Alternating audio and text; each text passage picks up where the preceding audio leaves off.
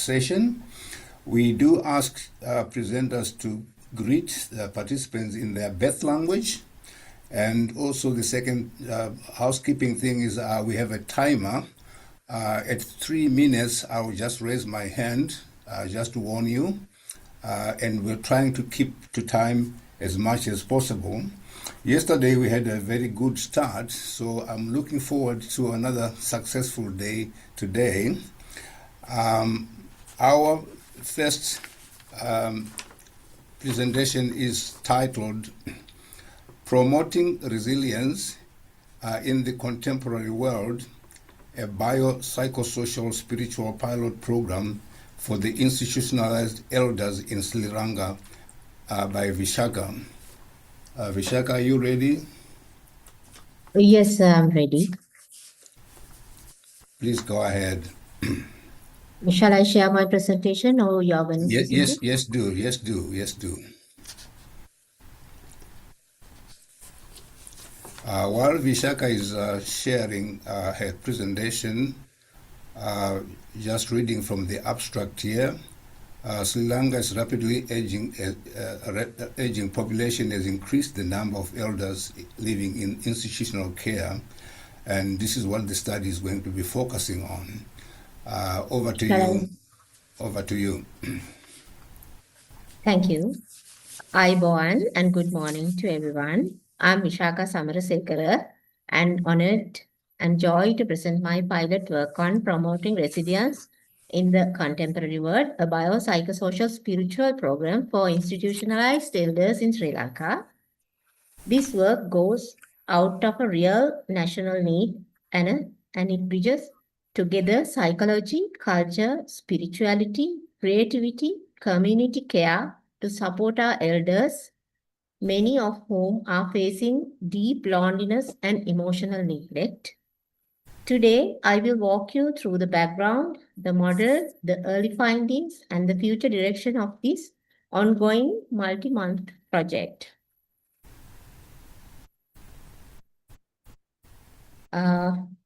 Sri Lanka is transitioning into one of the fastest aging nations in South Asia, with increasing life expectancy and declining fertility.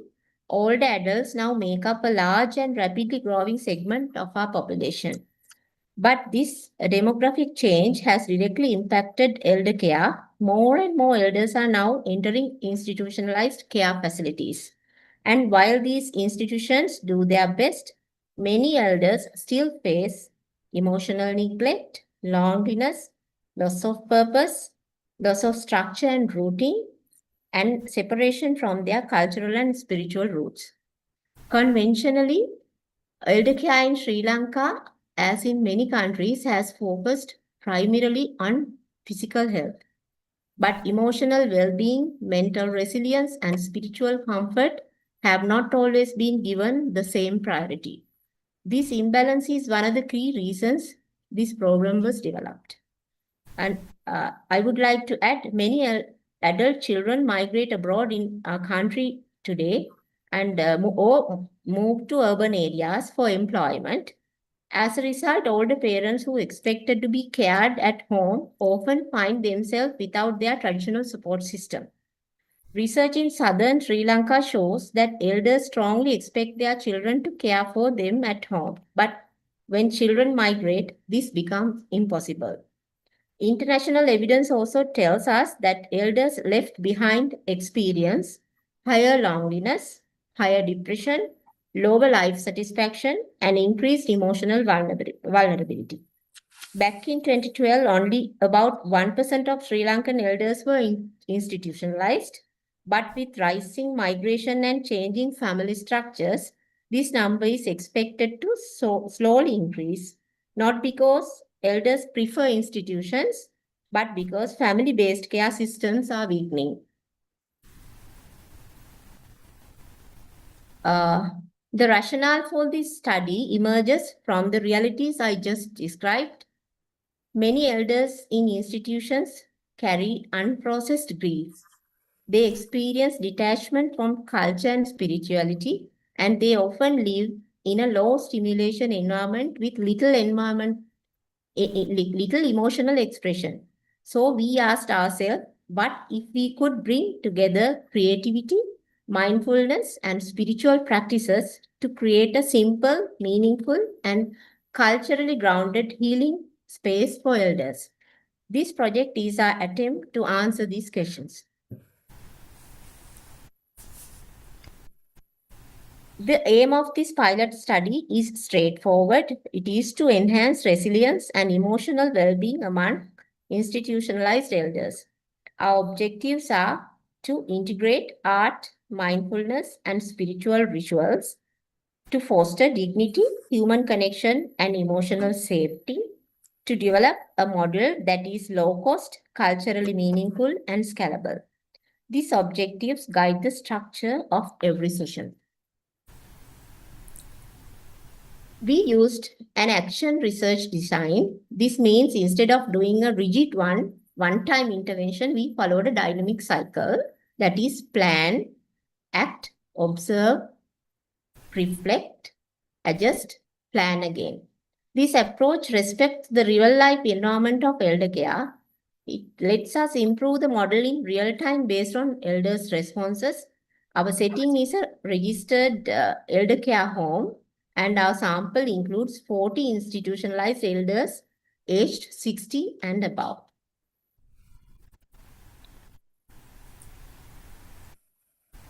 Each monthly session runs for around 60 to 75 minutes. The model integrates 3 healing components. The first one, art and music therapy, because elders engage with coloring, simple drawing. They're really fond of mandalas and gentle music. This stimulates creativity, joy, and a sense of accomplishment. And talking about mindfulness practices, we integrate short breathing, grounding, and guided relaxation practices help calm and nervous system. We observed immediate emotional settling there.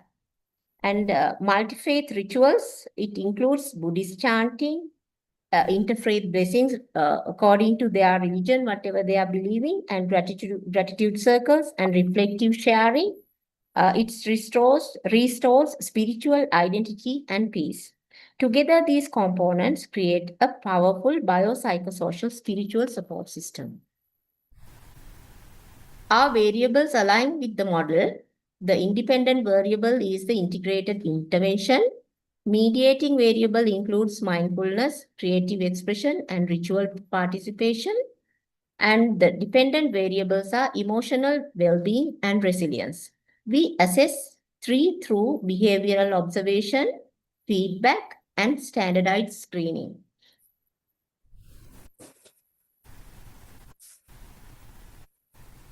Initially, we developed a provisional translation to the GDS-15 Geriatric Depression Scale for internal clearing. However, now we have obtained the official validated Sinhala version, and which strengthens the scientific rigor of the program.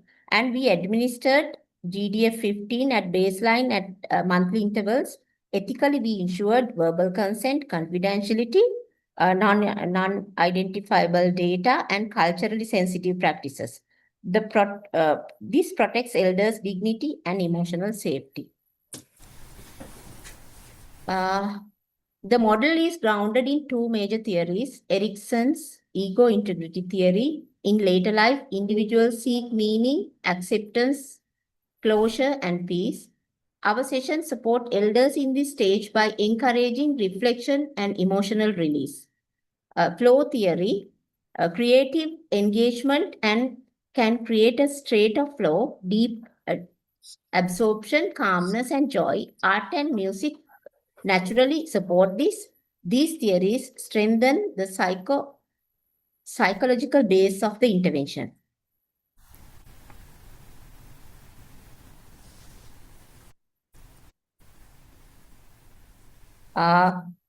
From this first cycle, we observed clear changes. Elders were more engaged. They appeared visibly calmer. There were more laughter and conversation going on, and staff noticed an emotional lightness in many participants. Even a single session created a meaningful shift.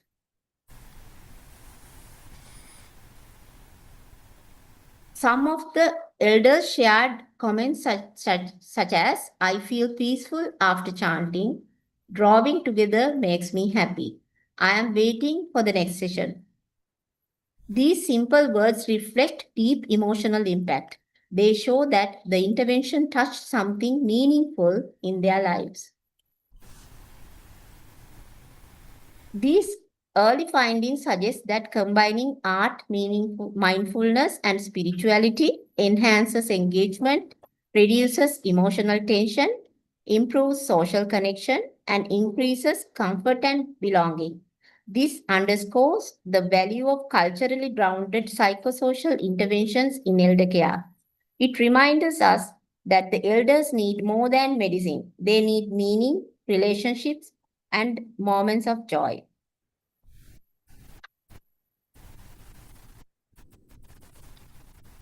This model is low cost, easy to implement, culturally aligned, and adaptable across institutions. We will now continue with the 6-month full intervention plan using the validated GDS 15 and expanding to male elders and additional settings. This will help us to build a strong evidence base and ultimately create a scalable model for elder care in Sri Lanka.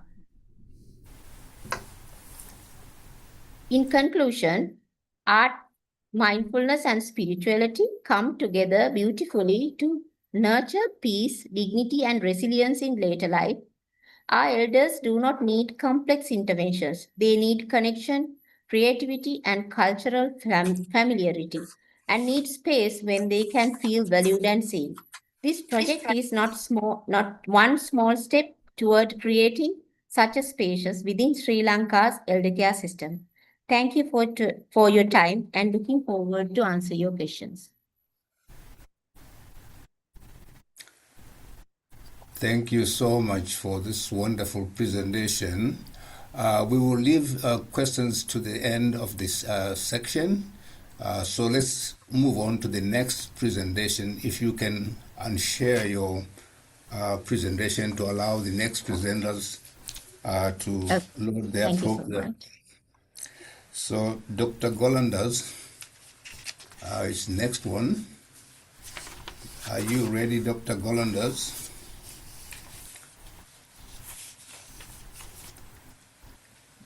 Dr. Golanders, is she opted to presenting her slides, so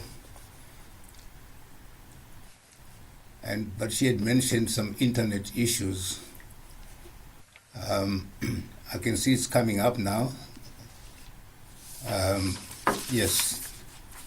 The title of this presentation is Resilience Through Leadership and Spirituality, Navigating an Inclusive 21st Century. You can go ahead, Dr. Golanders.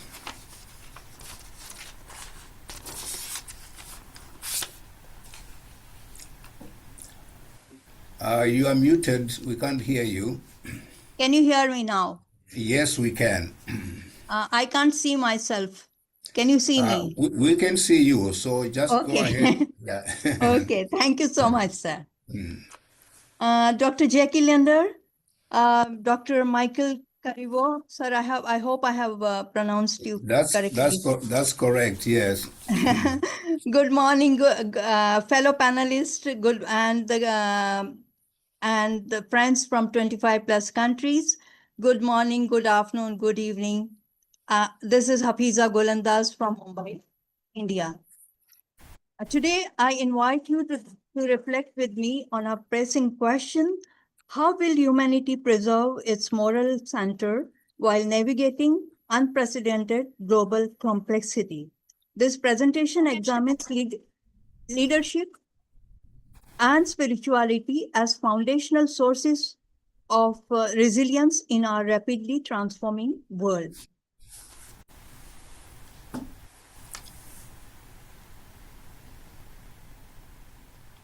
We inhabit a century shaped by profound interconnected crises.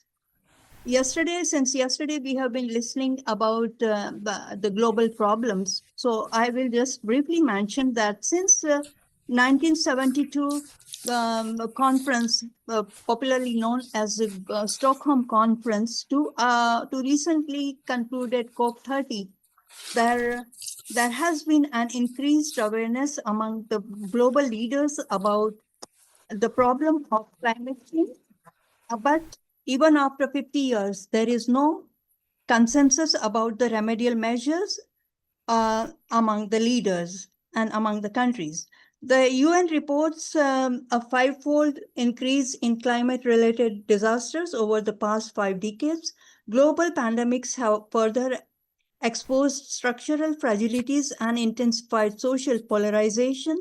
Economic systems show volatility because everything is connected.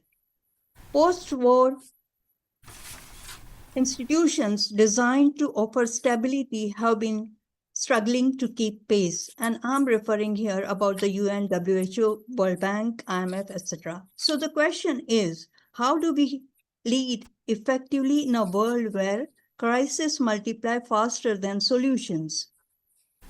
How have we reached here? We are in the fourth industrial revolutions, and the first two industrial revolutions took almost 2 centuries.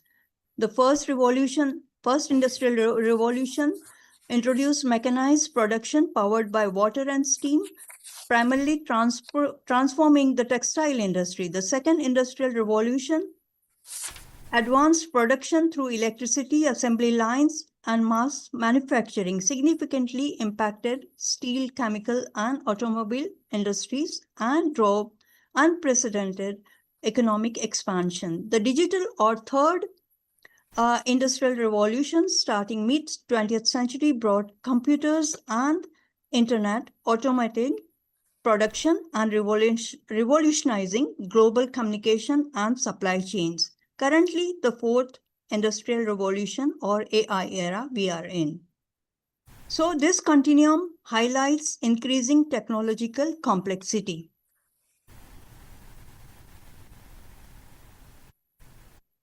We stand at a defining crossroads. Artificial intelligence is reshaping human experience at unprecedented speed. Machines can now express empathy, generate human-like responses, and predict our behaviors. But we must ask, can machines replicate wisdom? Can technology replace conscience? Alongside technological acceleration, we witness a rising global search for inner meaning, an emerging spiritual consciousness. As Dalai Lama said, we have more technological power, but not more compassion. This juxtaposition creates an urgent need for leadership rooted in ethical discernment and human depth.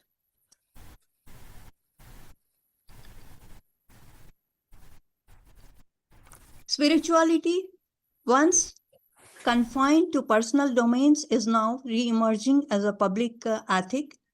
It transcends institutional religion and speaks to a universal human search for balance, purpose, and inner integrity.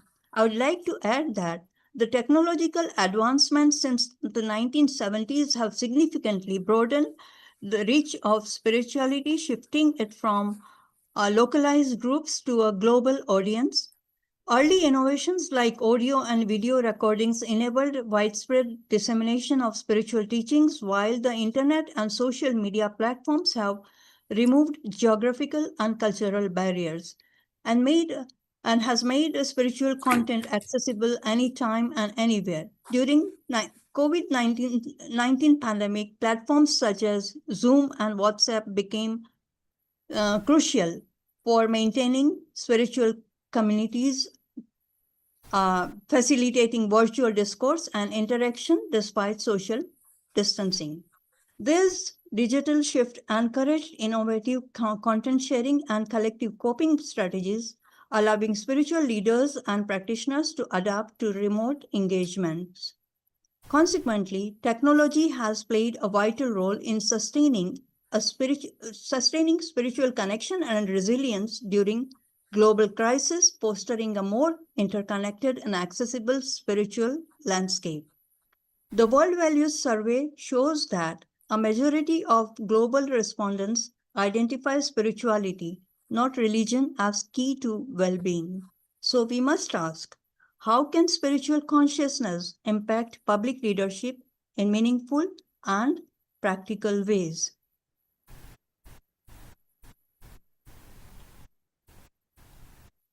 The evolution and conceptual development of spirituality and leadership have roots going back to many decades, but became distinct as a focused leadership paradigm primarily since the 1990s. With significant development by Louis Fry in his Toward a Theory of Spiritual Leadership, he defines spiritual leadership as involving values, attitudes, and behaviors that intrinsically motivates both leaders and followers through a sense of spiritual survival, calling, and membership. Leadership and spirituality converge around the central principle of resilience. Leadership equips us to anticipate, absorb, recover, and adapt, while spirituality anchors us in conscience, compassion, and moral clarity. Mahatma Gandhi considered forgiveness as an attribute of the strong and a fundamental aspect of nonviolence and conflict resolution, a profound reminder that ethical resilience begins inwardly. We see this resilience operating at three levels: micro level, meso level, and macro level. So the question is, can any society thrive if even one of these pillars collapses? We have observed that every global conflict has local impact, and local crises do have ripple effects.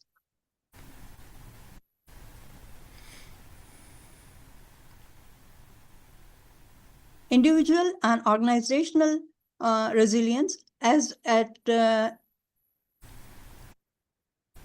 individual level, resilience grows through mindfulness and self-awareness, which enhance clarity under stress. A Harvard study found that mindfulness practices reduce stress levels by up to 30%. At an organizational level, cultures built on ethical behavior, transparency, and empathy demonstrate significantly higher adaptability during crisis. So we may ask, is resilience merely a response to crisis, or is it a culture we deliberately cultivate?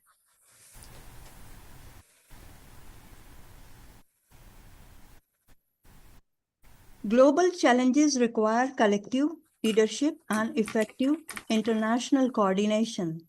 Innovative efforts from WHO, UNEP, and ESCAPE show encouraging progress toward resilience-based frameworks, and UN SDGs. Achieving UN SDGs is an initiative in that direction. The UN's 2022 Global Risk Report notes, no country is prepared to face the full spectrum of future risks alone. Hence, global resilience demands leadership that is cooperative, not competitive, ethical, not only expedient. The way forward.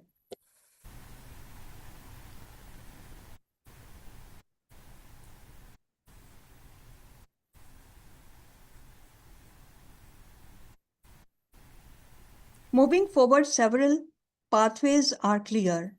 Integrating spirituality into leadership education. Here, I would like to stress that we also need to focus on Gen Z Gen Z of Tier 2 and Tier 3 towns. And how would the leadership transform if empathy, self-reflection, and purpose were core competencies? Encourage ethical AI and human-centered innovation. As AI evolves, its ethical oversight becomes essential. A McKinsey report indicates that a majority of organizations using AI lack clear ethical guidelines. Can we afford that gap? Promoting holistic well-being and planetary care. Human resilience is inseparable from ecological resilience because everything is connected.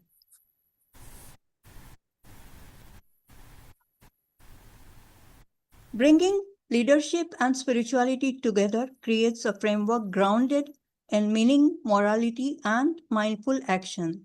This is not abstract idealism. It is a practical wisdom. It promotes clarity in decision-making, courage in uncertainty, and stability in rapidly shifting environments. What might our institutions look like if policy began with compassion rather than crisis? This is the future we must begin shaping.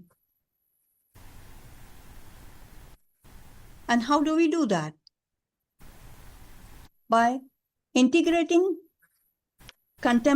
contemplating practices and ethical reflection into leadership development programs, by fostering multilateral cooperation that honors diverse traditions and leadership approaches, by supporting individuals, organizations, and communities in developing adaptive capabilities for uncertain future. In closing,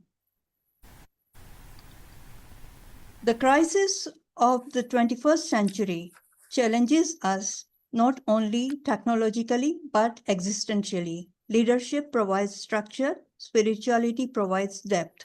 Together, they provide resilience, not just to survive, but to evolve.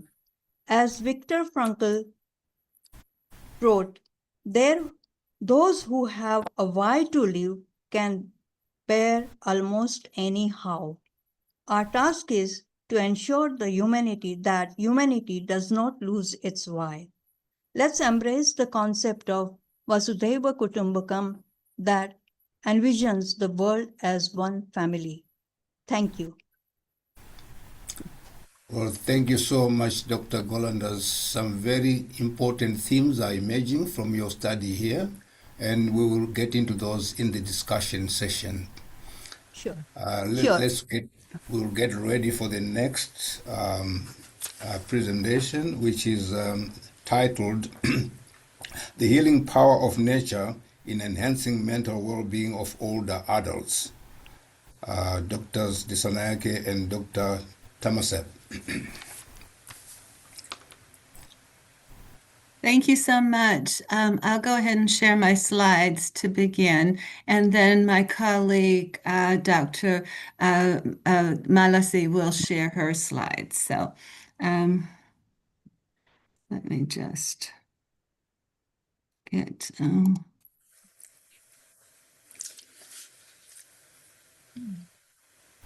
Oh, sorry.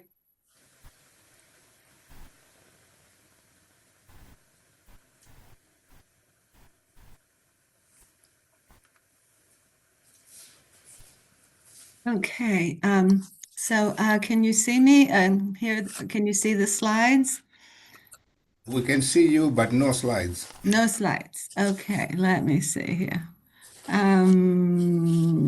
Okay, let me see what share. How's that? Yes, that's come up now. Okay, thank you. And I'll go ahead and start from the beginning. Okay, is that everything okay there? Okay, thank you so much. So, good morning from Philadelphia. I'm very happy to be here. Thank you for inviting us to present our work at this wonderful conference. I have been researching resilience for many years, and yesterday I was able to attend several of the sessions and learned about different dimensions of resilience that I have not considered in my work. So I was very happy to have the opportunity to participate in those presentations. What I'm going to talk about today is some work that we're doing on the healing power of nature, and I'll be talking about risks and buffers, barriers, and supports related to later adulthood and access to nature. I am a psychologist and a gerontologist with a specialty on life satisfaction and well-being in later life. And I also coordinate livable communities projects for the World Health Organization and AARP. So resilience is a very important part of my work. So this is a general outline of what we're going to be talking about. I will begin the presentation, and my colleague will conclude with a model that we're working on this topic. So essentially, it's important to note that the world is aging. This is not an aging-focused conference, but 10% of the globe's population is over the age of 65, and that growth, which is 761 million today, will be at 1.6 billion very soon. By 2030, there are expected to be more people over the age of 60 than under the age of 6. For the first time ever, we have this demographic transformation going on. And as a result, thankfully, we are looking at ways that people can live healthy, productive lives well into their 80s, 90s, and even over 100. So that's been the dedication of my work for many years. Psychologists and gerontologists who address well-being have not traditionally looked at the healing power of nature. We have become quite broad in the different dimensions that we study, but nature has not had center stage and been considered as frequently as it could be or should be. We know that boosting connections with natural spaces and time in nature can increase well-being across the life cycle.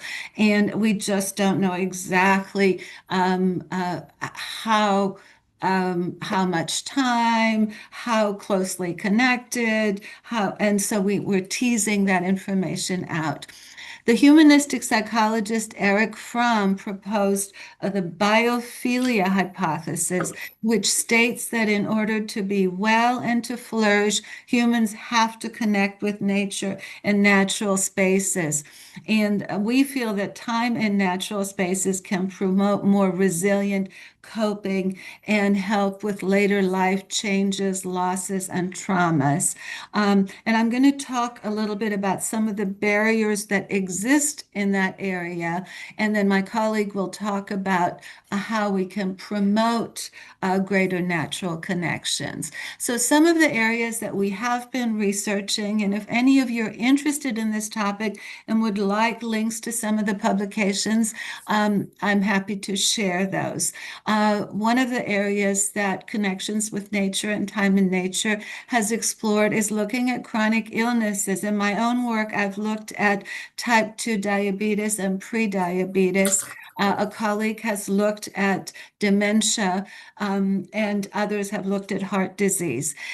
Time in nature also boosts physical and social activity. And through that physical and social activity, it builds community connections and a sense of belonging. And one of the areas that I have explored is loneliness and social isolation for many years. And time in nature serves not only as a buffer, but also as a therapeutic intervention in that area.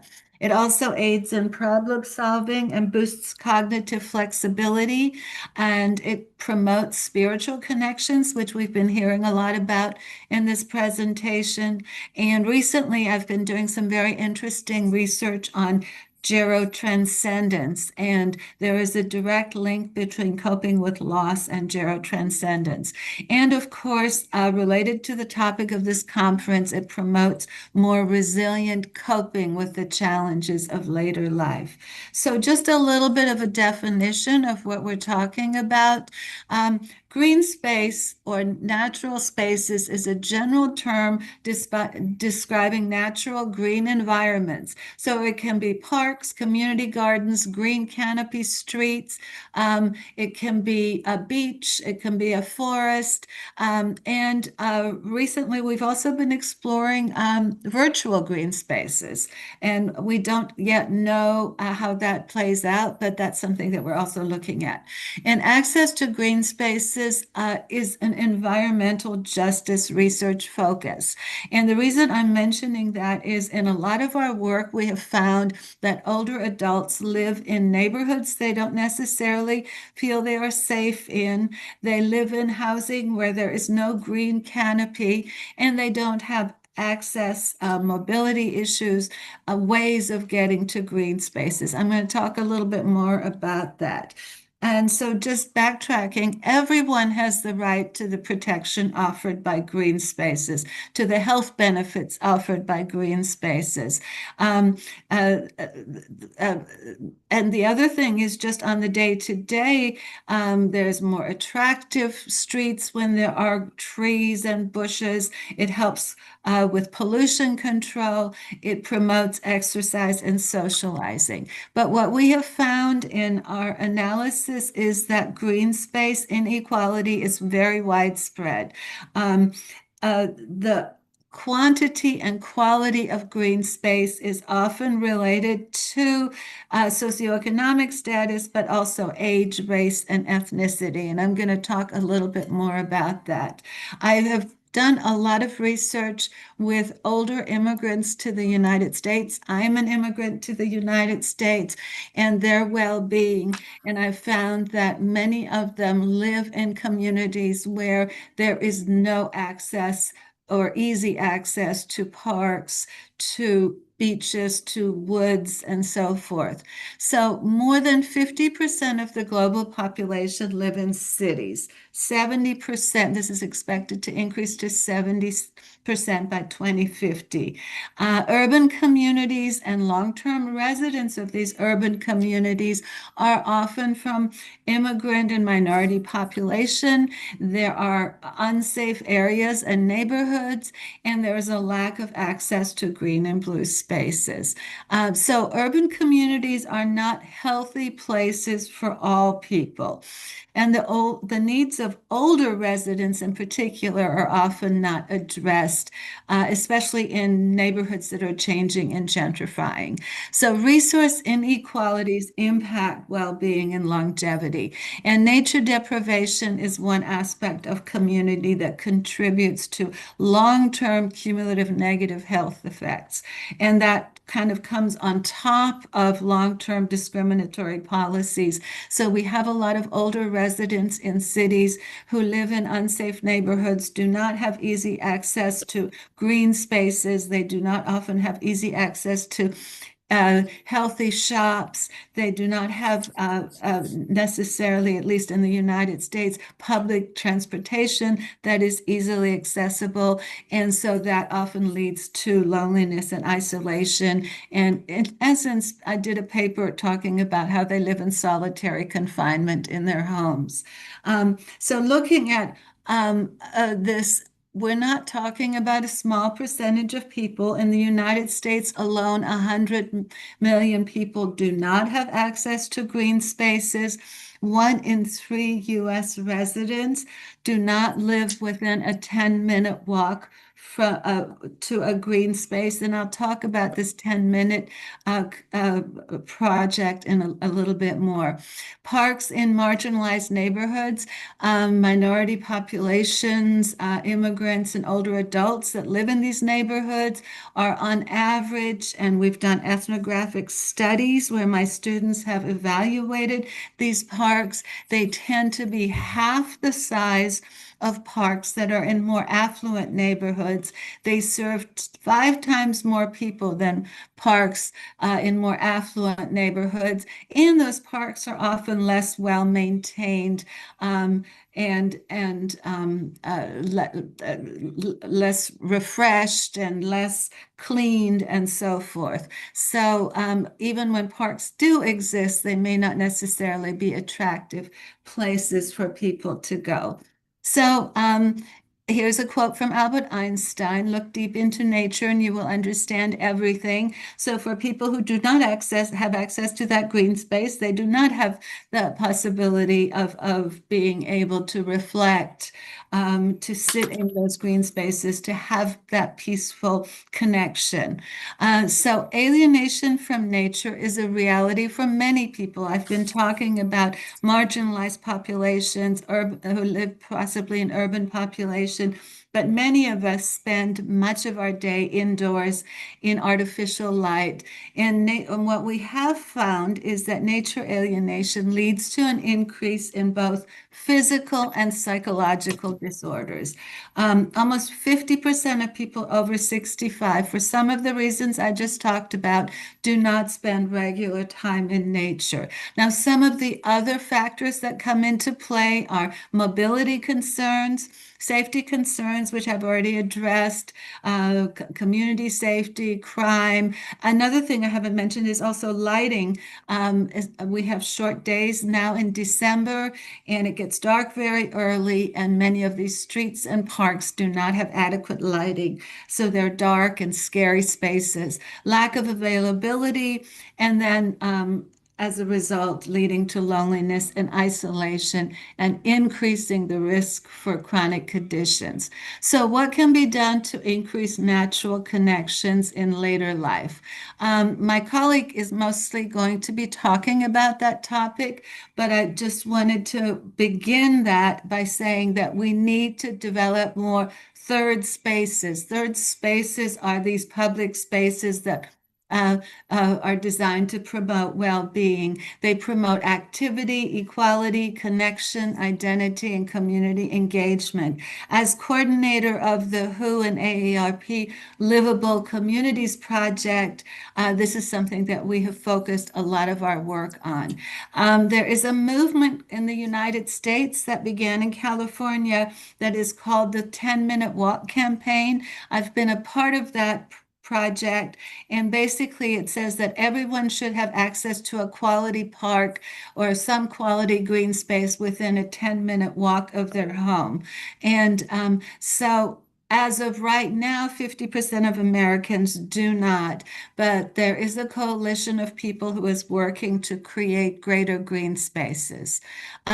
So essentially, getting back to the power of resilience in this area, if we look at stressful later life events, health challenges, coping with loss, mobility challenges, loneliness, and we look at community resources, green spaces should be also front and center. In addition to, of course, access to healthy food, access to transportation, access to good, positive health care, and so forth. And then as a result, we will have greater belonging, connection, life satisfaction, community satisfaction, and overall well-being. The other thing which I'm going to talk about in the other presentation is that green spaces will also lead to greater emotional recovery and more resilient coping when we're talking about the losses and challenges and traumas of later life. All of us, if we live long enough, are going to be experiencing that, and we're going to have to find ways of coping with that and continuing with our life. And having access to green space is one resource that can help with that. So nature exposure can help with recovery and boost resilience when we're faced with the effects of negative life stressors. And I'm going to turn it over to my colleague, Professor DeSantimum, and thank you so much. I enjoyed the presentation, and I'll answer any questions later, I guess. Just to note that your presentation has actually gone longer than the 15 minutes. However, we had gained time, so I'll let it run. But we won't go beyond 9 o'clock because we have to keep our time. Oh, okay. My apologies. Okay, so Dr. Disanay, you have we have a little bit of time because we gained time. Otherwise, we're going to stop from now. Okay, Can I go. thank you, sir, and good morning. And can I actually share my slides? Yes, you can So go ahead. Yeah. Yes, let me stop sharing. Let's see here. okay.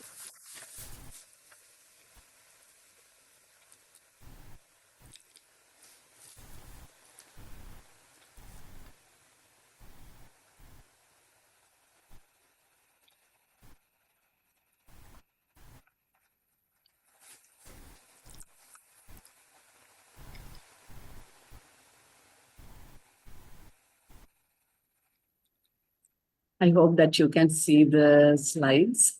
Yeah. Yes, we can. Yeah, so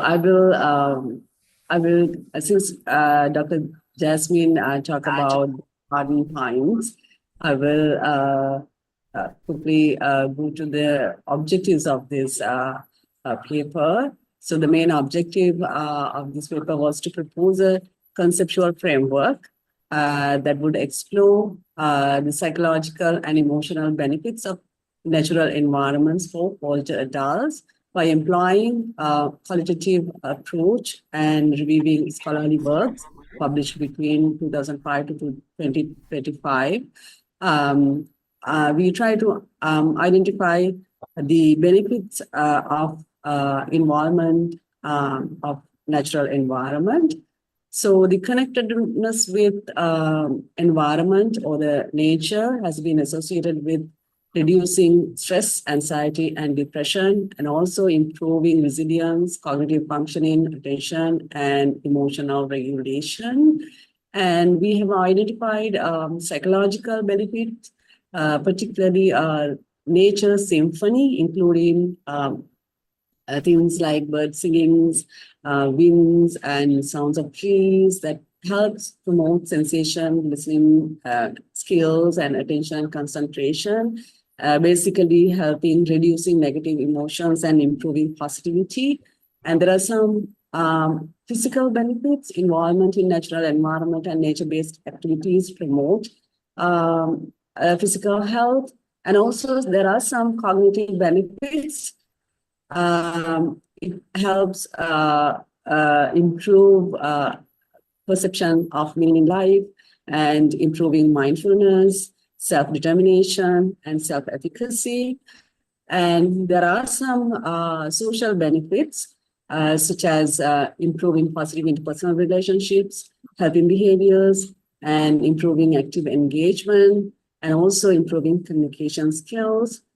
So nature and engagement in nature-based activities can foster meaningful social connection, countering loneliness and isolation, promoting healing, transcendence, and a sense of ego integrity in the face of especially late life loss. So the proposed conceptual framework is that nature connectedness will help older adults to improve their emotionality and also cognitive, certain cognitive skills and their social life.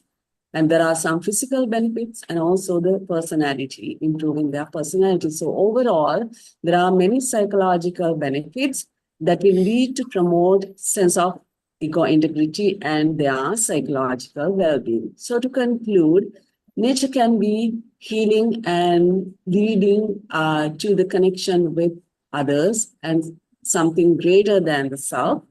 And there are several benefits, including physical, social, and emotional benefits, and improving spirituality, mindfulness, awareness, and also ego integrity. So we believe that if we can provide more opportunities for older adults to engage in nature and nature-based activities that will help them to improve their overall well-being. Thank you very much. Okay, thank you so much, Dr. Disanake. As I said earlier, we will leave questions to the end. I think you're also preparing for the next session, isn't it? Yes. Yeah, so we'll let you load that one. The next session, the title is Integrating Psychological First Aid in Health Sciences Curricula for Undergraduates in Sri Lanka. There are three of you presenting. No, I am the one who's actually presenting Only today. the one, because you got three names down here. Yeah, my co-authors for joining. So I'll be presenting today. Okay, go ahead. Okay, thank you. Once again, good morning, and I'm everyone from Sri Lanka. So today, I'm going to talk about the importance of integrating psychological first aid in health sciences curricula for undergraduates in Sri Lanka. Here's the outline for the presentation. And as we know that health and well-being is a state of complete physical, mental, and social well-being rather than just the absence of illness. And we also know that according to biopsychosocial perspective, health and illness is a product from the interplay of biological, psychological, and social elements. Therefore, it is very important to understand the factors that support the maintenance of health and well-being, and also effective strategies and interventions that support individuals when they face unexpected life events. Psychological first aid is humane and compassionate, practical support to individuals who have been exposed to significant stressors in their life. And it involves offering social and practical support for individuals after a disaster situation, in addition to helping them feeling comfortable and supported emotionally. So after a disaster, individuals are more likely to experience psychological problems such as PTSD, depression, anxiety. And if they don't receive adequate support to cope with their negative emotion, it can lead to some other psychological disorders. Considering health sciences in higher education, it mainly focuses on study of health and medicine to equip students for professions in the healthcare field. Health sciences is a multidisciplinary field that offers a comprehensive understanding of health system for learners to be equipped with knowledge, practical skills, attitudes, and the right mindset that is needed to advance public health and to carry out research and also to provide high quality patient care.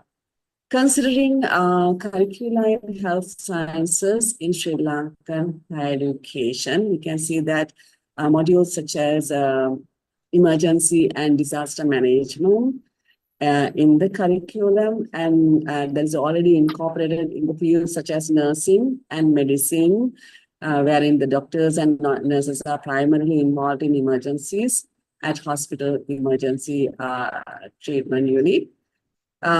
These modules primarily focus on the victim's physical needs and they're categorizing them based on their trade. And however, their psychological needs receive little attention, even though their mental conditions can deteriorate the physical conditions. Therefore, providing psychological interventions such as psychological first aid, it's very important to address their psychological needs and also to provide immediate support for patients. And it will be crucial practices for healthcare professionals.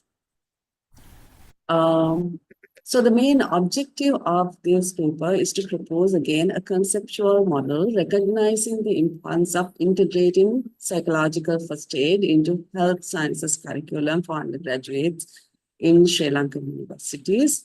there are specific objectives. First, to explore the importance of integrating PFA into health sciences curricula for undergraduates. Second, to identify the benefits of providing knowledge and training on PFA for undergraduates in health sciences program. And the third one is to focus on equipping them with the skills and attitude necessary to provide PFA for individuals who experience disasters and to strengthen their psychological well-being.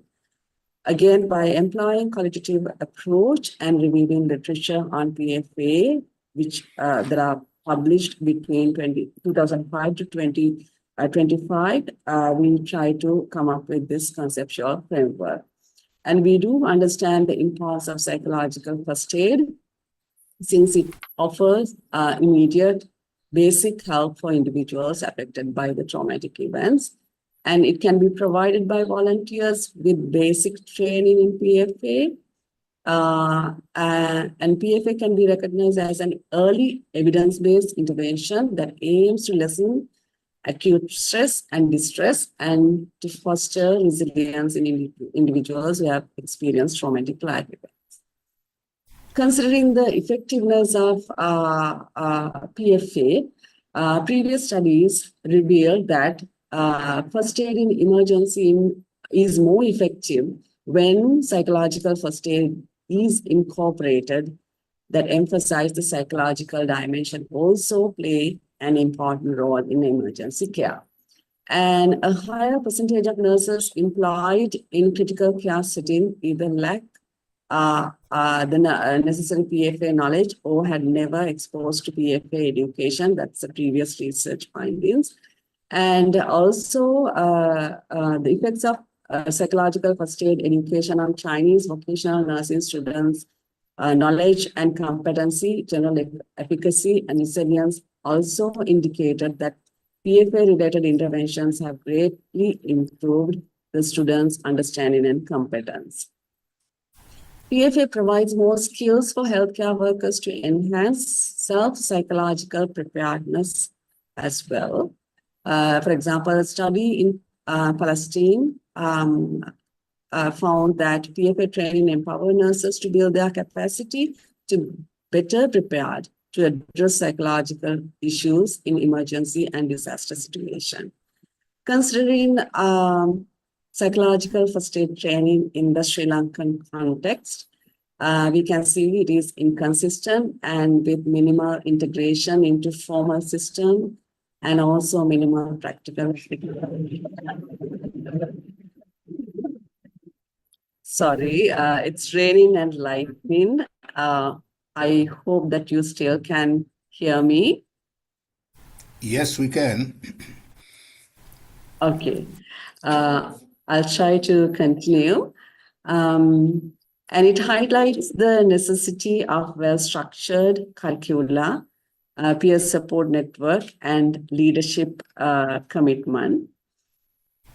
So our proposed model is to integrate psychological first aid into curricula in health sciences and higher education through teaching learning activities, providing knowledge, skills, and attitudes for students, and also training through exposure to community work, including project-based learning, case-based learning, and inquiry-based learning. Both ways, we believe that it will help students to equip with psychological preparedness and a culture of openness that lead to prepare future health professionals, focusing on their both personality and professional development so that we can provide effective operational performance during disaster events. So to conclude, it is imperative that psychological first aid be integrated into health sciences curricula in Sri Lankan higher education institutions in order to provide students with knowledge, skills, and attitudes that are necessary to meet the requirement of the country. And by integrating PFA into undergraduate programs in health sciences, we believe that students can be better equipped for emergencies and improve their confidence and self-efficacy, and to adhere to holistic approach and produce a more resilient healthcare. Thank you. Thank you so much, Dr. Senake. Again, we will leave questions to the end of the session. And we move on to the next and the last title for this session, which is From Disconnection to Belonging, Nature Connectedness and End-of-Life Resilience. We are back to Dr. Tamseb and Madusani.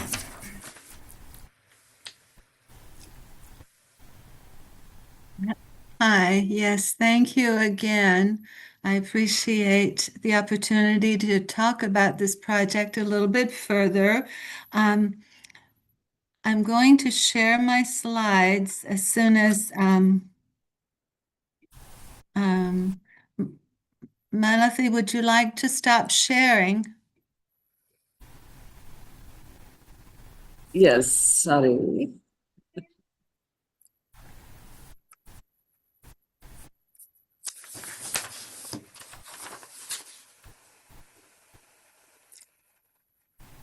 I think you can share yours. Your reference slide is still up there. Oh, there we go. Okay. Okay, there we go. Okay, so I'm going to make sure that I do not go over my time of 10 minutes so that my this time we are okay. We are very much ahead of time. We saved again. Okay, So thank you. you can Okay. speak. You still have until 9:40. So we almost have half an hour or more. Okay, thank you so much. I Yeah, appreciate that. be comfortable with the time. Yeah. Okay, all right, I appreciate it. Thank you. So again, following up from our earlier presentation, this is an international project that I'm a part of, and what we're looking at is how nature can be a healing resource in later life, and we're looking at the different programs and different projects that can foster resilience and well-being and so forth. And so earlier I talked about nature as a support for well-being and some of the barriers that exist for older people in the United States where I'm working and elsewhere as well. So today we're going to talk about some projects that we're doing that can help support well-being in later life. Essentially, the purpose of what I'm going to talk about right now is how do older adults maintain resilience in the face of later life loss and challenges. And of course, as I mentioned before, if we live long enough, each and every one of us, no matter how healthy we are and what we do, will experience loss, trauma, challenges in later life that we need to cope with. So how can we cope with those in a resilient fashion so that they do not overwhelm us and devastate us? We're always faced with changes in our roles, changes in our routines, changes in our responsibilities. I was supposed to see a friend recently, and he fell down the stairs and injured his leg. And that's something that if it happens earlier in life, one can bounce back quite quickly. When it happens later, it takes a little bit more effort and it has a little bit more of an impact. So regardless of how we take care of ourselves, we are faced with losses and challenges. So we're going to talk a little bit about that and some things and how nature can serve as a buffer and be helpful in those. So the model that we're using for this part of the presentation is the Meaning and Reconstruction Model and Natural Connections. It was proposed by Niemeyer almost 25 years ago, and and what we're focusing on is how people cope with loss and trauma. And essentially, when we're going through the grieving process, whether we've lost someone that's close to us or have experienced a significant change, it involves loss-oriented coping, where we need to cope with the actual loss, and it also needs to be restoration-oriented coping, where we focus on adjusting to the new reality that we're faced with. And natural spaces can offer us an opportunity for restoration in both of those situations. So one of the things to just note in my own research and from the other research, coping with grief is a non-linear process in which we struggle to reconstruct our lives, but we make progress, and then we fall back. And we find that people who have the ability to contemplate those losses in natural spaces seem to find peace and healing in that. The other thing is that studies, and we have found that ourselves, is that time in nature also boosts a sense of transcendence, which I'm going to talk a little bit more about in a little bit. And a theoretical framework that we used for this background for this part of the project, looking at meaning, disconnection, and connection, is excuse me, terror management theory, which was initially proposed by Becker. And this theory talks about how coping with loss and transition can challenge our sense of resilience, our sense of ego integrity, identity, self-esteem, in fact, our whole worldview. And meaningful activities and connections in natural spaces serve as one buffer for existential anxiety. And I'll talk a little bit more about how that works. So I want to talk about one project that focused on this topic, exploring how older adults cope with losses and challenges of late life. And this was data that I'm going to talk briefly about from the Life History Project, which I coordinated. It began in 2016 as part of the World Health Organization and AARB Livable Communities Project, and we have wound the project down in May of 2025. And what we did was we conducted qualitative interviews with a group of older adults over the age of 70. They were in their 60s when we began the project. The oldest participant is 101. I'm continuing to interview her. I have a photo of her. So anyway, these were people who had experienced a significant loss over the period of the project. And so what we did was interviews focused on identifying the ways that time in nature and natural connections provided them with comfort, solace, meaning, boosted resilience, life satisfaction, and ego integrity. And thematic analysis of the responses to the interviews, I'm just going to talk about briefly some of them, but one of the top themes that emerged was natural connections in time and nature was healing for them. Personal and cultural rituals were healing for them. Engagement with family, friends, and community was healing. Spiritual connections were healing, and generative engagement was healing. And these are interconnected, of course. So I'm talking about natural connection, time in nature, and green space. What we found in this project is that it promoted meaning and connection through physical and social activity, and also through contemplative activity. It led to a sense of gerotranscendence, which I'll talk a little bit more about, and it promoted spirituality and mindfulness, and it increased awareness of the importance of having natural spaces, and also it increased an awareness of climate concerns, which is another project that we're looking at.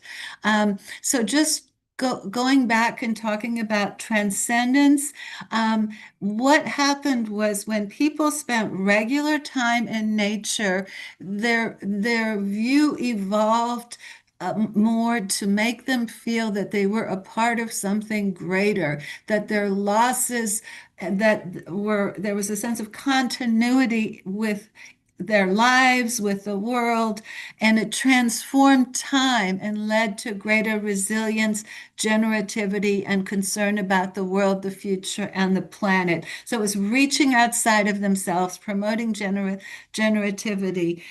So one quote, for example, is, "I don't care what happens to me. I want the world to be there for future generations, and I want the world to be livable." And this was someone who through her grief, found an opening for climate action. So connections with nature led to reflections and reflexivity, and also an awareness that life experiences are comprised of domains of fulfillment, where we experience ego integrity, and times of loss and regret, where we may experience a sense of despair. And that spending that contemplative time in nature can help us balance those two. And Erik Erikson, who came up with the notion of ego integrity and despair, supported this notion that it's actually healthy to go between the two. And so this woman here in the red jacket, and this was this year, she is 101 years old, and this man is another of the participants of the project. And these are some quotes. "If I could not walk in the park near my house, I don't know what I would do. My dog's ashes are buried here. My husband is also here in spirit." And someone else said, "I love to walk in this park. It's helped me during all my transitions. When I feel stressed, I drive from my house and take a loop around the park." And that's Dory, the 101-year-old one. And there is nothing as timeless as nature. It always makes me feel better, which is Sandra, 70 years old. The other thing about time in nature is that it increased the sense of resilience, and it led to greater contribution. This is an international project that I'm doing with some former students, and she took these photos. So working outdoors, participating in gardening, participating in a climate action activity also made participants feel that they were making a contribution, and it boosted their sense of generativity. So loss comes in many shapes. Natural spaces can provide universal support for those struggling to cope with later life loss. I talked about how not everyone has access to that previously. And so loss and grief are necessarily human conditions, but we can make the transition, the adaptation easier by providing people with support through green and blue spaces. And so we are clearly living in a time of crisis, a time of disconnection. So my colleague is going to talk about what can be done and further this conversation. So I'm going to turn it over to her. Would you like to share your slides, or should I continue sharing mine? Please, Madhu? madam, I will share the slides. Okay, I will stop sharing mine then. Thank you so much. I appreciate the opportunity to speak again, and I'll answer any questions later.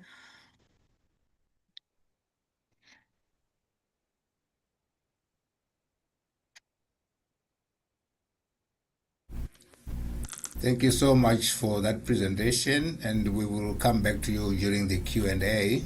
Thank you.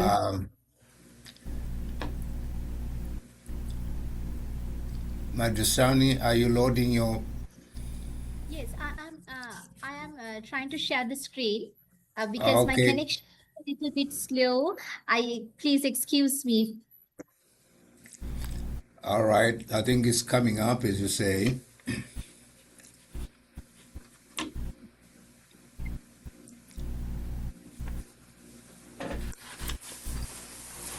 Dr. Carrero, while we're waiting, could you let us know something about the abstract for this presentation? Yes, this last presentation is, as I say, the title is From Disconnection to Belonging, Nature Connected, and Oh, End it of looks like Life. we're ready. It Okay, looks like good. we're ready.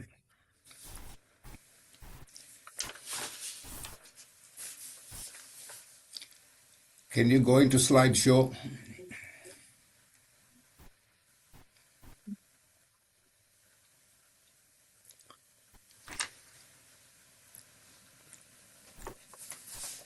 Thank you, Professor There we go. Jasmine, for your esteemed explanation. Ayubowan, I am Madhushani Tamaniksharatnaikar from the Department of Psychology, Faculty of Health Sciences of the Open University of Sri Lanka. I will continue from here by exploring the crisis of disconnection. I would like to draw attention to an issue that underpins many of the emotional and extensional challenges we see today. What we describe as the crisis of disconnection. I would like to draw attention to an issue that underpins many of the emotional and existential challenges. In our increasingly digital and urban lives, our daily experiences are shaped more by the screens, artificial environments, and constant stimulation, and less by the rhythms of the living world. This shift has created a widening gap between humans and ecosystems, which we are biologically and psychologically shaped by. Research illustrates that this disconnection creates a measurable psychological cost. Elevated stress, heightened anxiety, emotional fatigue, and senses of inner fragmentation.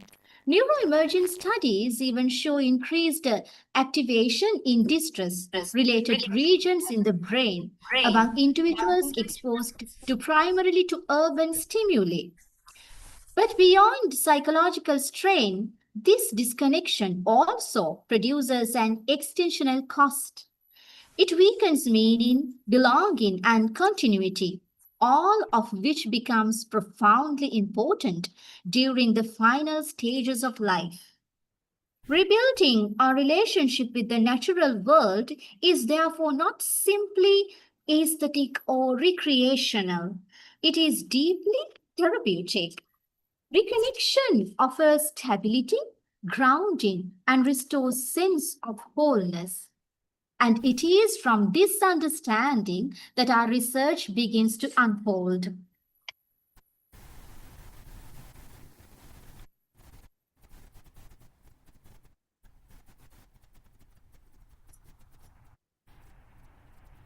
Next slide. And our investigation centers on a core question: how does nature connectedness supports resilience, meaning making, and dignity at the end of life? We approach this through the interdisciplinary lens that brings together psychology, neuroscience, eco-spirituality, and cultural frameworks. First, psychological rationale. When individuals lose connection to natural rhythms, emotional regulation weakens. During the end-of-life transitions, this can manifest as fear, restlessness, or extensional distress. Second, neuroecological rationale. Emerging evidence shows that nature exposure reduces activity.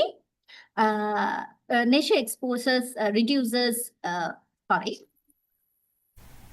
shows nature exposure reduces activity in distress networks, increases in alpha wave coherence, and activates the parasympathetic system, mechanisms that foster calm and acceptance. Third, cultural and spiritual rationale. Across traditions, nature has always been a guide and understanding life and death, seeing mortality as part of a continuing ecological cycle that helps individuals' dignity, adjust the dignity and the coherence. Together, these perspectives create the foundation of our integrated model. To explore the perspective, we have connected conceptual and interpretative review across disciplines ranging from environmental psychology and neuroscience to palliative care, eco-spirituality, and cultural studies. The methodological process synthesizes literature from year 2000 to 2025, focusing on themes of neuroaffective regulation, extensional meaning making, and cultural or spiritual belongingness.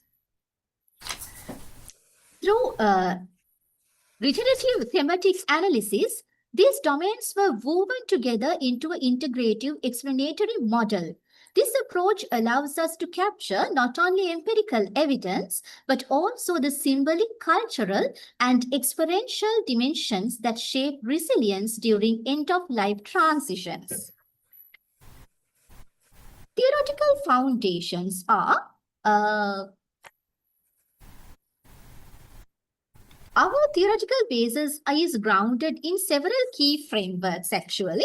They are eco-psychological theory that reminds us well-being is relational. We are not separate from the environment, but part of the living system.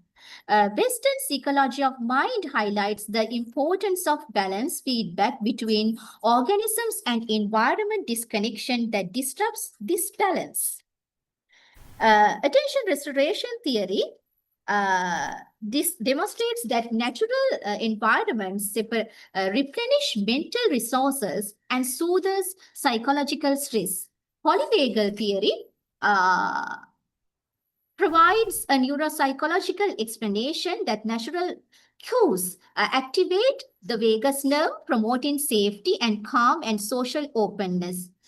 And finally, the eco-spiritual traditions from Buddhist and indigenous and Eastern perspective offer metaphoric and ritual pathways to acceptance through nature's cycles of growth, decay, and renewal. This framework collectively shaped the development of our model.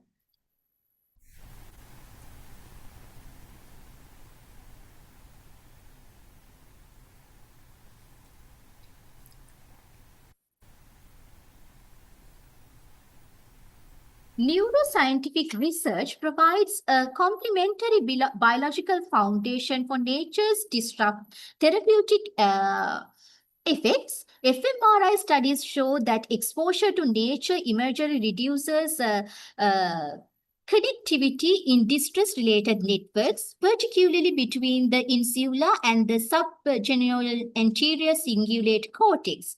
EEG research demonstrates increases in alpha wave coherence and improved attentional stability when individuals listen to nature sounds or within the greenery. The polyvagal research also showcased that natural environments activate parasympathetic pathways, lowering heart rate and enhancing emotional regulation. Even plant-based bioelectrical research, such as work by Liu and colleagues, reminds us that nature is not passive. Trees and plants generate electrical signals, highlighting a living, responsive system that mirrors patterns of communication and rhythm found in human physiology. Taken together, this evidence points to profound neuroecological symphony between humans and the natural world. These insights gathered from these theories and findings actually converge in what we describe as the eco-extensional resilience model. The model proposes that resilience at life's end arises from the looping interaction between three dimensions: biological regulation, where the nature activities activates the parasympathetic calm and psychological stability; psychological meaning making, where natural metaphors help individuals interpret life and death within circles of community and continuity. Spiritual and cultural belonging, where rituals, ecological narratives, shared cosmologies restore the sense of dignity within the broader living world. This loop, nature, calm, meaning, belonging, and back to nature, forms a holistic pathway towards the acceptance, peace, and dignity. Ultimately, the model reframes resilience not as resistance to death, but as alignment with rhythms of life itself. So I would like to conclude this presentation by saying this little phrase to take home with you. To belong to nature is to belong to life itself. And in that belonging, we find peace. Thank you.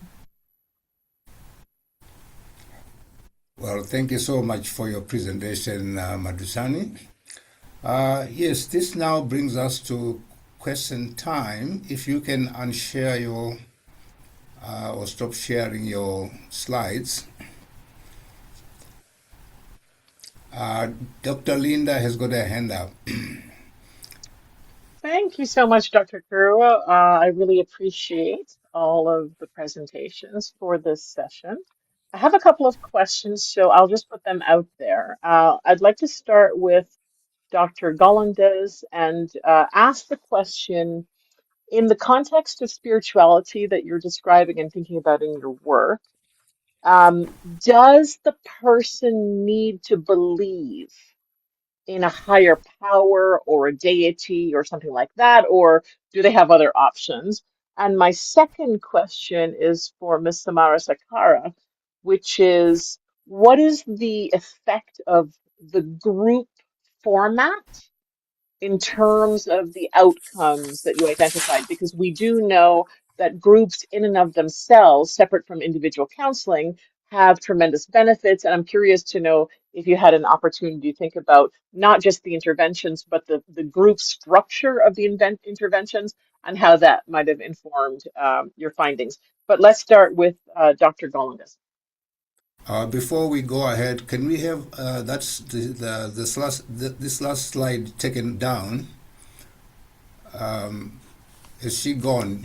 Madhusani? Okay, thank you so much. All right.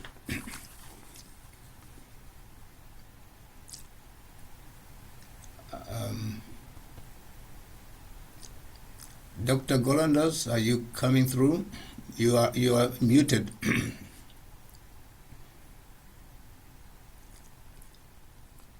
Okay.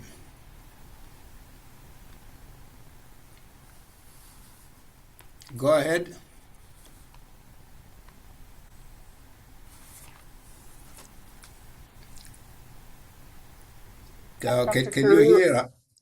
Can you hear us?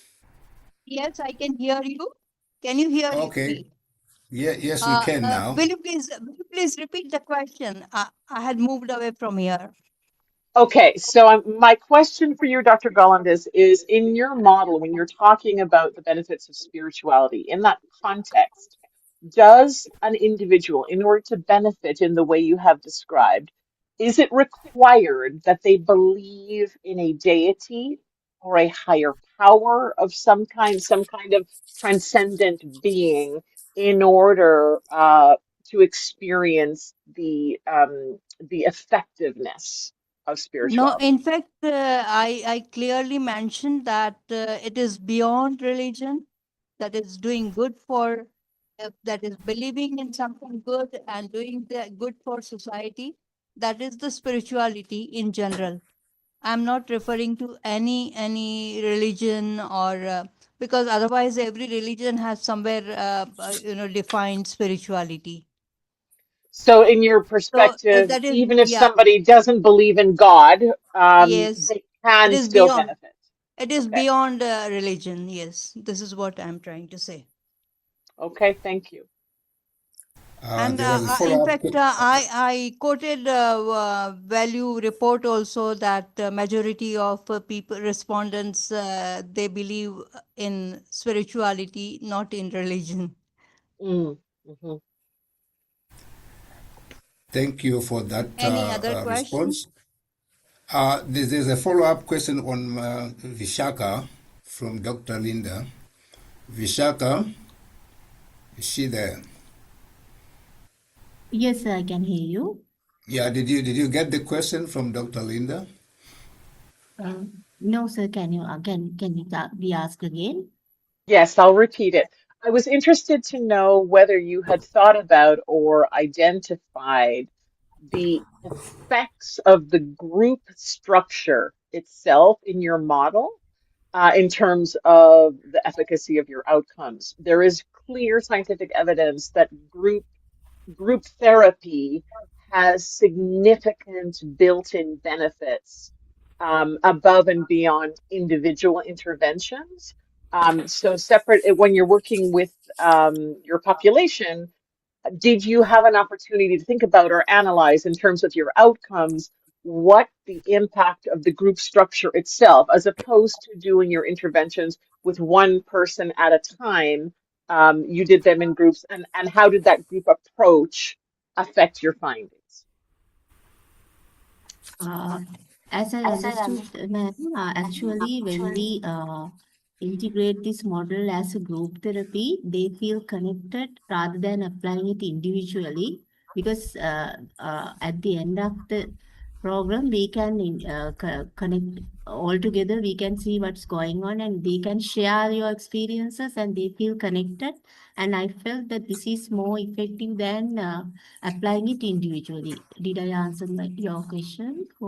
Not quite. I'm wondering if you had decided just to gather people in a group and sing songs, for example, as opposed to Yeah. do these interventions, if you had gathered them to crochet or knit, but because you gathered them into a group, do you think that you would have seen similar beneficial outcomes simply because you used a group approach as opposed to an individual?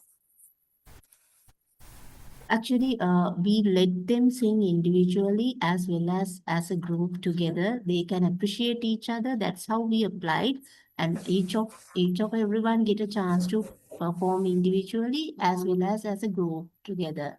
So that's how it goes on. Actually, I And the thought outcomes of were the same. It sounds like you found both the individual and the group intervention equally effective. in the same time in the same program it's happening, ma'am, and actually they like to perform individually as well as together. That's how it went on. Okay, thank you very much.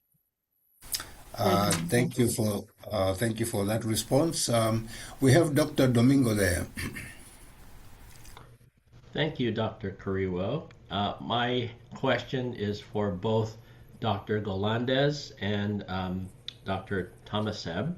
I will start with Dr. Golandez. Yes, please. Can you hear me okay, first of all? I can hear you. Can you hear me? Yes, I can. Thank you. Okay, thank you.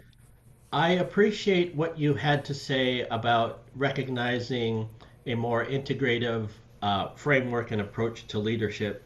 Having come from a big leadership conference last month, your presentation piqued and continued to pique my interest on this subject, especially as you highlighted the many polycrises that are happening throughout our world with an approach integrating spirituality. My question of you is specific to measures and outcomes. Given that we live, at least in my North American context, in a world that is dominated by outcomes and measures of effectiveness and such, and what you are speaking to is something more broader and holistic, or more integrative, if I could use that word. Have you seen measures which help perpetuate and push this conversation toward more integrative outcomes? One example is the government of Bhutan, instead of using gross domestic product, which we in the United States measures, uses something called the gross national happiness outcome indicator of community, resilience, education, etc. Have you seen in your work measures that incorporate No, spirituality in terms of that? my presentation was about qualitative difference that way. But then I do have number of examples. For example, here in Mumbai itself, a gentleman, as an individual's contribution, I would give you an example that a gentleman has been, for the last 5 years, he has been trying to create urban forestry by growing mango trees and helping farmers. Then there is a ongoing, there's a serial, it's a 100-episode serial where a researcher is showing the sustainable practices throughout India, and there are 100 episodes. There are individuals' contribution and the community contributions and how they are changing villages. But then, considering the size of the country, I would say that it is difficult to replicate everywhere. And the third example I would like to give you about the corporate social responsibility projects, and many multinationals and even SMEs, they have been trying to ameliorate conditions of their neighborhood project areas. Uh, and one more example I would like to give is about the United Nations Universities International Leadership Program that was spearheaded by the then Prime Minister Abdus Salam Majali, and where he invited, means of course UN invited about 100 participants from all over the world. And yeah, and we stayed together for 21 days, and we were exposed, we were given exposure to global crisis. We visited Gaza and Israel and Egypt, etc., Turkey, Cyprus. And the participants who were very competitive and aggressive initially, they became, at the end of the program, they were like quite compassionate, more understanding. And that was the idea of this particular program, that we go back to our countries and we replicate this particular model. But then it was very expensive, and so I think after 3-4 years, it was discontinued. I was facilitator in the second program. So these are some of the examples. Thank you. No, that's wonderful. And, step by step, we do that. Yeah. Dr. Tamaseb, thank you for your presentation on older adults. I happen to be in a space now where I get to work on some caregiving and other matters with older adults. That seems to predominate my world at times. Could you tell me a little bit more in terms of how do we help convince policymakers, for example, to say enact more green spaces in urban cities to help foster what you're talking about? I sit on a council here at the city and county in my community regarding older adults, and so my questions are, how do you move the levers so that we can start enacting some of these things to see resilience in older adults, and how do we talk to these policymakers that make decisions to create more green spaces and nature, etc.? Or what have you seen that's successful? Thank you so much. That's a very, very important question, and also very challenging. I live and work in Pennsylvania, and our Governor Shapiro happens to be very much in support of this notion. He has a 10-year plan that supports bringing more green spaces to communities. However, it's challenging because it ends up falling lower on the priority in many places. I've given many talks to city councils and community councils, and they're like, well, yeah, it's nice, but who's going to pay for it? I think one of the approaches is if we look at the fact that we are linking generations, and that green space is just not only a concern for older adults, but for people of all ages and all backgrounds. And the other thing is, if we are able to look at the statistics of chronic conditions and how much we're spending on those chronic conditions, and green space certainly is not a panacea, but it is one source of support that can serve as a buffer, as a prevention model. And so I think looking at it as prevention to chronic illnesses, one of the areas that I look at is diabetes and pre-diabetes, and which of course is a global health crisis.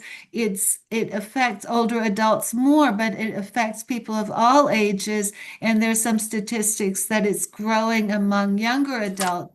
So if we can present this as, here's one thing that would help, that would make a difference, it's not so expensive, and many people can benefit from it. But it's a constant challenge and a constant struggle. I think that it's getting a little bit better because of climate change concerns. But of course, you know what's going on in the United States with regards to climate change. So, but around the world, I live part of the year in Germany, and there's a very different reality there with regards to green space. There's much more support for it, and there's much more understanding of the benefits of green space. So some of it is philosophical and so forth. But I think the other thing is that just to acknowledge that even small steps make a big difference. Even a small park or some green canopy in a street make a difference in people's lives. So maybe that, including that in the model. Yeah, thank you. I appreciate that. We had Dr. Demeke, and then we go back to Dr. Golanders. Oh yeah, okay. So it's wonderful session, very rich presentations, and this is personal for me because in the last month and a half, we moved our mother from an independent living to semi-independent living. So I'm what's called the sandwich generation. I have children that I'm responsible for, obviously, and a mom that I and my sister support for the most part.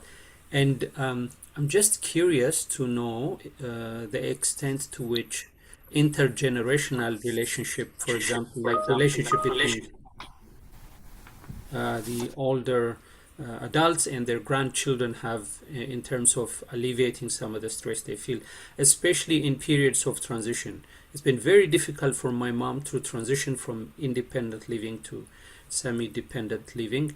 But also in the context of, I believe we had a presentation from India and Sri Lanka, what's happening to the family structure such that the family members are not sufficiently equipped for social or economic reasons to be the main support for the older seniors. Thank you so much. I can add something, but there were, should I speak? Yes, I have worked among the stress of caregivers, and I have worked with families in transition, working on that. And we did an intergenerational program that actually what we did was we asked grandchildren if they could be helpful to their grandparents during this transition period, if they could consider the challenges the grandparents were experiencing, and if they could be helpful. And so bringing the grandchildren into being helpful in terms of conversation, in terms of understanding the challenges that the grandparents are experiencing, serves as a coping mechanism for the grandparents to talk about some of their frustrations. Often there's a silencing that's going on, that they're afraid to burden the family more, they're afraid of talking. So if it's looked at as creating awareness of the situation and teaching younger generations, and if you can engage the grandchildren by saying, okay, and it doesn't have to be constant, like let's spend one evening a week talking about this. That program, we did that through a residential facility in Westchester where I work, and it was very, very well received. I think, and again, not making it a huge thing, but working, having conversations, talking about the challenges, and listening to the person going through the transition, because they do often feel like feel like they shouldn't trouble the children more by speaking up about their frustrations. But so I don't know if that's helpful, but It is very, very helpful, and exactly represents my own experiences as well. Thank you so okay. much. Yeah. Okay, we had Dr. Golandas, and then there's that question in the chat, in the Dr. Q&A Jasmine, chat.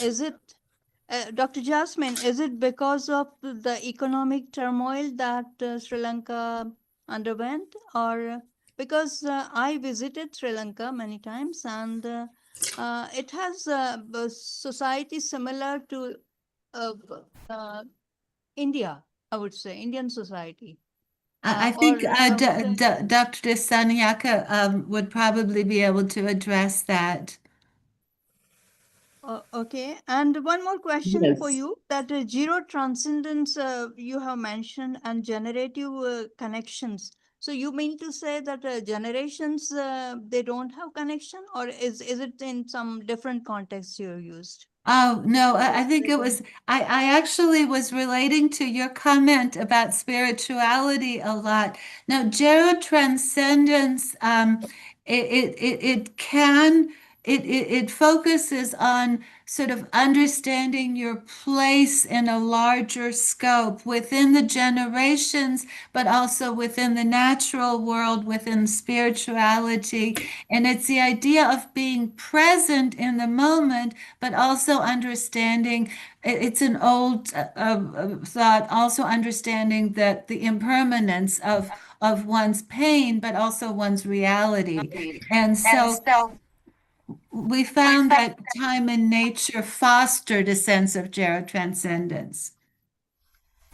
Thank you. Okay, is Dr. Disanayake available to answer that other part of the question? Dr. Disanayake, is she still around?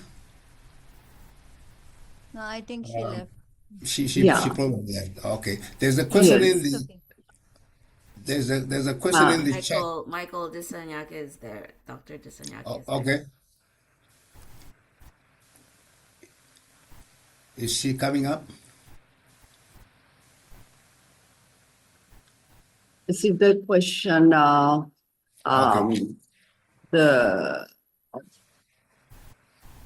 about water and ocean. Is that the question? Dr. Golandas, can you repeat your question? My question was, no, Dr. Jasmine was making presentation. She answered. Intergenerational. She answered earlier. It's about the generation gap and like lack of communication between the generation. So my question,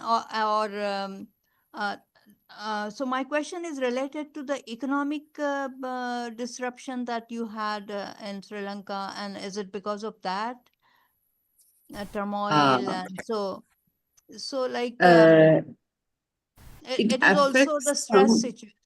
Yeah.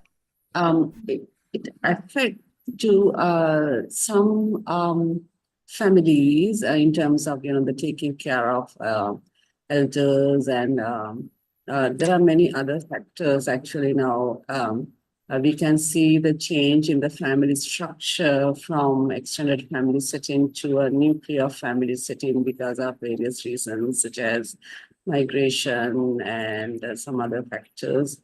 But still, since we are living in a small island, we can still see the relationship between the elderly, older adults, or the grandparents and grandchildren, visiting them quite often. That actually brings older adults happiness and satisfaction, spending time together and exchanging their life experience. That helps, but because of the changes in the lifestyle, especially with the young generation and also mid adults, we see sometimes there's the gap between the older adults and the young generation. But we cannot actually generalize. It depends on where they sometimes live, the geographical location they live in, and some other factors. So we still see that both the grandparents most of the time live with their children and support their children and also grandchildren, which I think it is a positive sign still. To maintain their emotional, satisfaction. So that I can, share with you. Sanit. Okay, thank you so much. We have one last question here from the Q&A, and it's for Dr. Somerset. I put it in the chat, Dr. Somerset. It says here, my background was about marine ecology, and I've been coping with my professional loss after immigrating to Canada decades ago. I feel connected with the ocean, and I finally chose to live by the ocean. Your presentation, you presented about green space. Could you talk about a little bit about water, ocean, related to this topic? Thank you. I was just starting to answer in the chat, but I would rather answer orally. So that's a very, very good question. And I think that was a shortcoming of my research, is that I think normally when we talk about green space, it should really be green and blue spaces, because there's actually so much research coming out that oceans and water have that same effect. And the other thing about the benefit of the ocean is there's more of a physical calming effect due to the breeze and the ions and so forth that we don't actually get from green spaces as necessarily. So I think that I learned a lesson through your question. I will make sure incorporating green and blue spaces, because the benefits come from both. So thank you for that question. Okay, thank you. That was our last question, which takes us into break time. The break, we have a break from 9:50 until 20 a.m. when we will take up the session 6. So enjoy your break. Thank you, everyone. Thank you very much. Thank you so